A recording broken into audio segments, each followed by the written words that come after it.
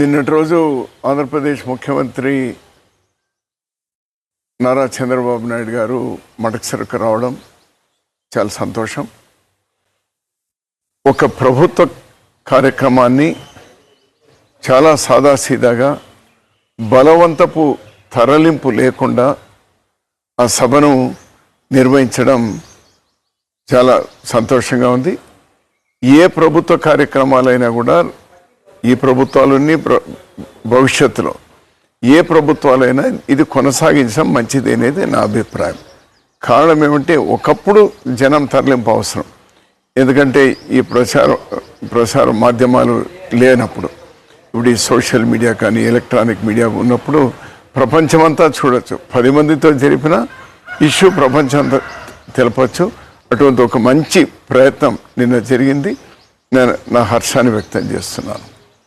అలానే మడకసిరిలో గత 10 సంవత్సరాలుగా అపరిష్కృతంగా ఉన్నటువంటి సాగునీరు, లేదా తాగునీరు, లేదా పరిశ్రమలు, రోడ్లు, ఇటువంటివి ఏవైతే ఉన్నాయో వాటికి రైతాంగానికి సంబంధించి ముఖ్యమంత్రి గారు స్పష్టమైనటువంటి హామీలు ఇచ్చినారు. నా హర్షాన్ని వ్యక్తం చేస్తున్నాను. ఒక మడకసిర వాసిగా నా హర్షాన్ని వ్యక్తం చేస్తున్నాను. వాటన్నిటి కూడా వెంటనే ఇంప్లిమెంట్ చేసేటువంటి శక్తి కూడా భగవంతుడు ఈ ప్రభుత్వానికి ఇవ్వాలి. మడకసిరిలో గత 10 సంవత్సరాలుగా పెండింగ్ ఉన్నటువంటివన్నీ పరిష్కారం కావాలి అని నేను కోరుతా ఉన్నాను. దశాబ్దాలుగా ఉన్నటువంటి ఒక సమస్యకు సుప్రీంకోర్టు పరిష్కారం ఇచ్చింది నిన్నటి రోజు. 7 ధర్మాసనంలో ఉన్నటువంటి జడ్జీలు ఒక మంచి నిర్ణయాన్ని వెల్లడించినారు, తీర్పునిచ్చినారు. ఎస్సీ ఎస్టీలో వర్గీకరణ జరగాలి, అందరూ సమానంగా రావాలి అనేటువంటి దాంతో ఇచ్చారు. మనస్ఫూర్తిగా నేను హర్షిస్తా ఉన్నాను. సుదీర్ఘమైనటువంటి పోరాటం ఈరోజు సాకారమైంది. అందులో భాగస్వాములైనటువంటి అందరికీ, ప్రత్యేకించి మందకృష్ణ మాదిగ ఎక్కువగా శ్రమించినారు. మిగిలినటువంటి వాళ్ళు కూడా వేదికలు సపరేట్ అయినా కూడా అదే లక్ష్యంతో పనిచేస్తూ వచ్చినారు. అందరికి కూడా నేను అభినందనలు తెలియజేస్తున్నాను. ఇది అందరికీ మేలు జరుగుతుందని నేను పర్సనల్గా విశ్వసిస్తున్నాను. కాంగ్రెస్ పార్టీ కూడా విశ్వసిస్తుంది. అలానే ఇప్పటికైనా కేంద్ర ప్రభుత్వం ప్రతిష్టలకు పోకుండా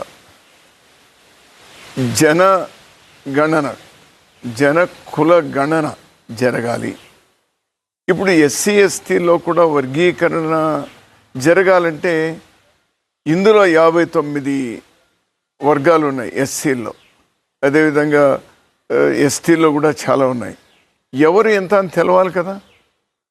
ఇంతవరకు ఎస్సీలు ఎందరు ఉన్నారు, ఎస్టీలు ఎందరు ఉన్నారని తెలుసు అంతే. అందులో ఉపకులాలు ఎన్ని ఉన్నాయని తెలియదు కదా. అవి తెలుసుకోవాలంటే కుల జనగణన జరగాలి. So this the right time. ఇంకా ఆలస్యం చేయదు. ఇది దేశానికి అంతా సంబంధించింది.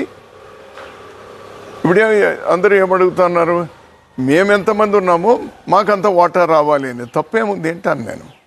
అందులో మెరిట్టే వస్తారు, మెరిట్ లేనోళ్ళు ఎవరు రారు. సో దీనికి కేంద్ర ప్రభుత్వం వెంటనే అంగీకరించాలి.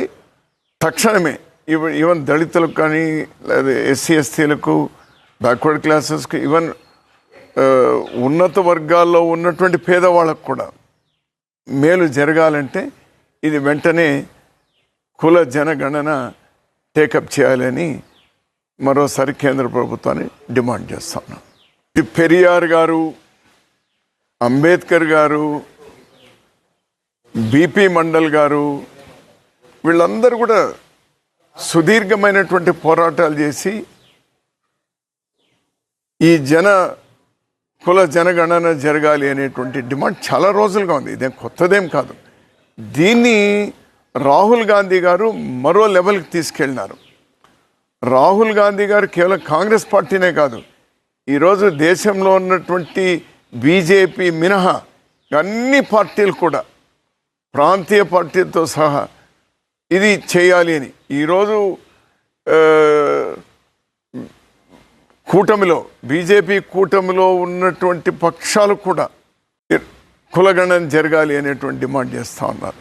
దీన్ని రాహుల్ గాంధీ గారు ఈరోజు ఒక సక్సెస్ఫుల్గా అందరి యొక్క అభిప్రాయాలను సాకారం చేయడానికి, ఇది ఒక సుప్రీంకోర్టు తీసుకున్నటువంటి నిర్ణయం, రాహుల్ గాంధీ గారు తీసుకున్నటువంటి పోరాటానికి ఊతం ఇచ్చింది.